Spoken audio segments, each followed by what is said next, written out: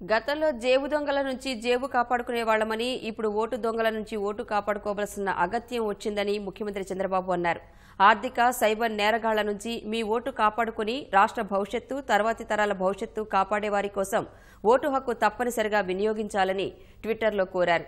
రాజకీయ స్వార్థం కోసం కులాలు, మతాలు, ప్రాంతాల మధ్య చిచ్చు పెట్టిన వాళ్లు ఎన్నికల్లో అడ్డదారిన గెలవటానికి ఎంతకైనా తెగిస్తారని ప్రత్యర్థులపై విమర్శనాస్త్రాలు సంధించారు. ఓటరు జాబితాలో పేరు ఉందో లేదో సరిచూసుకోకపోతే పోలింగ్ రోజు ఎంత ప్రయాసపడినా ప్రయోజనం ఉండదని ట్విట్టర్లో పేర్కొన్నారు. ఓటరు నమోదు దరఖాస్తులు అందించేందుకు నేటితో గడువు ముగిసినా చట్ట ప్రకారం నామినేషన్ల చివరి రోజు వరకు అవకాశం ఉంటుందని గుర్తు చేశారు. మార్చి 25 వరకు నామినేషన్లు స్వీకరణకు గడువు ఉన్నందున ఓటరు జాబితాలో పేరు లేనివారు వెంటనే దరఖాస్తు చేసుకోవాలని విజ్ఞప్తి చేశారు. సంబంధిత దరఖాస్తు పరిశీలించి ఓటు నమోదు చేసేందుకు ఎన్నికల అధికారులకు 10 రోజుల సమయం పడుతుందని సీఎం వివరించారు.